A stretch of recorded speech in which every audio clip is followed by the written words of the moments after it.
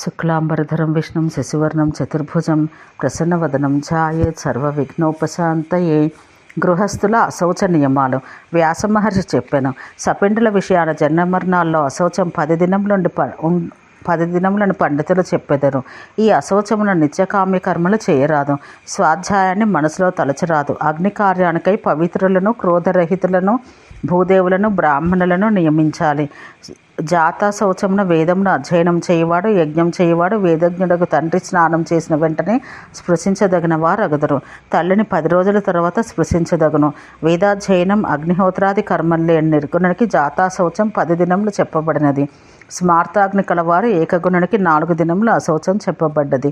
స్మార్తాగ్ని వేదాధ్యయనం కల ద్విగుణికి 3 దినములు, స్మార్తాగ్ని వేదాధ్యయనంతో పాటు త్రేతాగ్ని కల త్రిగుణునికి ఒకే దినం జాతా శౌచం చెప్పబడినది. 10 దినాల తర్వాత చక్కగా అధ్యయనం, హోమం చేయదగును. కేశ సంస్కారం జరిగి ఉపనయనం కన్నా ముందు మరణిస్తే 3 దినములు, ఉపనయన సంస్కారం తర్వాత మరణిస్తే దశరాత్రం అశౌచముండును. 2 సంవత్సరాల వయసులోపు మరణిస్తే తల్లిదండ్రులకు 3 దినములు అశౌచముండును. వేదాధ్యయన అగ్నిహోత్రాదులు లేనివాడు మరణిస్తే 3 దినములు అశౌచముండును. దంతములు రాకమునుపు మరణిస్తే తల్లిదండ్రులకు 1 దినం అశౌచం. తల్లిదండ్రులు నిర్గుణులైనచో దంతములు కలిగిన తర్వాత మరణిస్తే 3 దినములు అశౌచం. దంత జననం నుండి చౌలంలోపు మృతి చెందిన సప్పిండులకు ఏకరాత్రము, ఉపనయనం వరకు 3 రాత్రంలో, పుట్టిన వెంటనే మరణిస్తే తండ్రికి తల్లికి అశౌచముండను. కానీ తండ్రిని స్పృశించవచ్చు.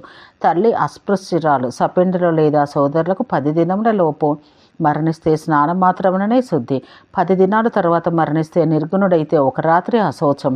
దంతములు కలిగిన తర్వాత మరణిస్తే నిర్గుణులకు సపిండులకు 1 రాత్రం, చౌలం తర్వాత త్రిరాత్రకం. దంతములు కలగకముందు మరణిస్తే నిర్గుణులకు సపిండులకు ఏకరాత్రం శౌచం. ఉపనయనం జరగకముందు మరణిస్తే గుణులకు సపిండులకు స్నానం మాత్ర శుద్ధి. ఉపనయనం తర్వాత అగుచో వైషమ్యం ఉండును. 6 నెలల లోపు స్త్రీలకు గర్భస్రావం జరిగితే స్త్రీలకు ఎన్ని నెలల గర్భము అన్ని దినముల అశౌచం ఉండును. 6 నెలల తర్వాత గర్భపాతం మగుచో 12 దినముల అశౌచం ఉండును. సపిండులకు స్నానంతో శుద్ధి అగును. గర్భస్రావం కానీ అత్యంత నిర్గుణుడగు సపిండుడు మరణించిన 1 దినం యథేష్టాచరణం కలవారి స్త్రీకి గర్భస్రావం జరుగుచో త్రిరాత్ర శౌచం, 1 జాతా శౌచమును మరి 1 జాతా శౌచం, మృతాశౌచమును మరి 1 మృతాశౌచం వస్తే మొదటి అశౌచం ఎన్ని దినములు మిగిలి ఉండినో అన్ని దినములతోనే శుద్ధి అగును. ఒకవేళ మొదటి అశౌచం ఒకే దినం మిగిలి ఉంటే త్రిరాత్ర శౌచం ఉండను. మరణ శౌచమున జననాశౌచం, జననాశౌచమున మరణాశౌచం సంభవిస్తే మరణాశౌచం తర్వాతనే శుద్ధి జరుగును. మొదటి అశౌచం గురుతరమగుచో దాని తర్వాతనే శుద్ధి అగును. దేశాంతర విషయం జాతా శౌచం. మృతాశౌచం వార్త తెలిస్తే అశౌచం ఎన్ని దినములు మిగిలినో అన్ని దినముల తర్వాత శుద్ధి జరుగును. 1 సంవత్సరం లోపు మృతాశౌచ వార్త తెలిస్తే 3 దినములు అశౌచం ఉండును. సంవత్సరం తర్వాత తెలిస్తే అశౌచం ఎన్ని దినములు మిగిలినో అన్ని దినముల తర్వాత శుద్ధి కలుగును. సంవత్సరం లోపు మృతాశౌచ వార్త తెలిస్తే 3 దినములు అశౌచం ఉండును. 1 సంవత్సరం తర్వాత తెలిస్తే స్నానం మాత్రంతో శుద్ధి జరుగును. పాణిగ్రహణం కాని స్త్రీలు మరణిస్తే సప్పిండులకు 3 రాత్రులు అశౌచం ఉండును. వివాహమైన తర్వాత మరణిస్తే భర్త కులం వారికి భర్తకు మాత్రం అశౌచం ఉంటుంది. వాగ్దానానికి పూర్వం కన్య మరణిస్తే 1 దినం మాత్రమే అశౌచం ఉంటుంది. 2 సంవత్సరాల లోపు వయసు గల కన్య మరణిస్తే స్నానంతోనే శుద్ధి విధించబడింది. దంతములు రాక మునుపు మరణిస్తే సోదరులకు స్నానంతో శుద్ధి. చౌలం వరకు మరణిస్తే 1 దినంతో శుద్ధి. కన్యాదానం లోపు మరణిస్తే 3 దినములు, ఆ తర్వాత దశరాత్రం చెప్పబడింది. తల్లి యొక్క తండ్రి మరణించిన 3 దినములు, సమానోదకులు మరణించినను పుట్టినను త్రిరాత్ర శౌచం. మేనల్లుడు, మేనమామ, మేనత్త, పినతల్లి ఇట్లు యోని సంబంధం కలవారి విషయాన 1.5 దినము, బంధువులు మరణించిన 1.5 దినమే అశౌచం. గురువు కానీ సహాధ్యాయి కానీ మృతి చెందిన 1 దినం, తాను నివసించే దేశం రాజు మరణిస్తే 1 పూట అశౌచం.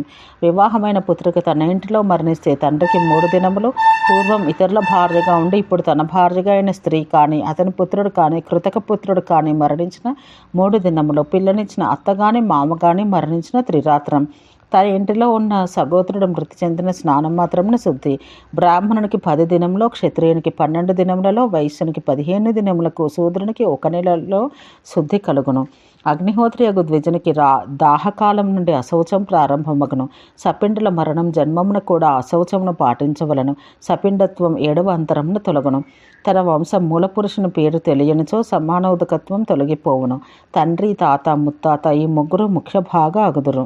7వ అంతరం వరకు సపిండత ఉండను. వివాహం కాని స్త్రీకి అతని తండ్రి నుండి 7 అంతరముల వరకు సాపిండ్యం, వివాహమైతే భర్త నుండి 7 తరముల వరకు సాపిండ్యం అని బ్రహ్మ చెప్పెను.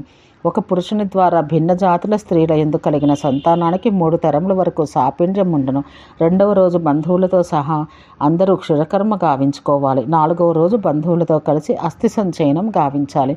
అస్థి సంచయనం కంటే ముందు శ్రద్ధతో పవిత్రులకు బ్రాహ్మణులను బేసి సంఖ్యతో భుజింపచేయవలను. 5వ దినమున, 9వ దినాన, 11వ దినాన కూడా బేసి సంఖ్యతో బ్రాహ్మణులను భుజింపచేయాలి.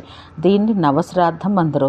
ప్రేత కొరకు 11వ దినమున, 12వ దినమున లేదా ఏదో ఒక పవిత్ర దినాన శ్రద్ధాపూర్వకంగా శ్రాద్ధం ఆచరించాలి. ఈ శ్రాద్ధంలో ఒక పవిత్రం, ఒక అర్ఘ్యం, ఒక పిండపాత్ర ఉండను. ఇట్లు ప్రతి నెల చనిపోయిన దినాన 1 సంవత్సరం వరకు శ్రాద్ధం ఆచరించాలి. సంవత్సరం నిండిన తర్వాత సపిండీకరణ శ్రాద్ధం చెయ్యాలి. పితామహ, ప్రపితామహ, వృద్ధ ప్రపితామహులకు 4 పాత్రలు వెయ్యాలి. పితృపాత్రలో ప్రేతపాత్ర అర్ఘ్యం ఉంచాలి. ఏ సమానాహ అను 2 మంత్రములతో పితామహాదుల పిండములలో ప్రేతపిండమును కలపాలి. సపిండీకరణ శ్రాద్ధం దేవపూర్వం అనగా దేవశ్రాద్ధం తర్వాత సపిండీకరణం చేయబడిన ప్రేతులకు మరల విడిగా శ్రాద్ధ ప్రక్రియ ఉండదు. తండ్రి చనిపోయినప్పుడు పుత్రుడు 1 సంవత్సరం పిండ ప్రదానం చేయాలి. ప్రతిదినం ప్రేత ధర్మానుసారంగా ఉదక కుంభకాన్ని అన్నదానం గావించాలి. ప్రతి సంవత్సరం పార్వణ విధానంతో శ్రాద్ధం ఆచరించాలి. ఇది సనాతన విధి. తల్లిదండ్రులకు పుత్రుల పిండ ప్రదానాధికం ఆచరించాలి. పుత్రుడు లేకపోతే భార్య చెయ్యాలి. భార్య లేకపోతే సహోదరులు చెయ్యాలి. వీరెవరూ చెయ్యలేరు అథవా చెయ్యరు అన్న భావం ఉంటే తాను బ్రతికి ఉండగానే సకల దానాధికాలు శ్రాద్ధ విధిని శ్రద్ధగా ఆచరించుకోవాలి. బ్రాహ్మణుల ధర్మాలు ఈ విధంగా చెప్పిన తరువాత వ్యాస మహర్షి ఇంకనూ ఇట్లు చెప్పెను. కుటుంబాన్ని, సేవకులను 3 సంవత్సరాలు పోషించగల భోజన సామాగ్రి కలవాడు సోమయాగం చేయతగును. అన్ని యజ్ఞాల్లో సోమయాగం అత్యంత శ్రేష్టం. సోమలోకమున ఉన్న మహేశ్వరుని సోమయాగంతో ఆరాధించాలి. మహేశ్వరుని ఆరాధించడంలో సోమయాగంను మించినది కానీ సమానమగినది కానీ లేదు.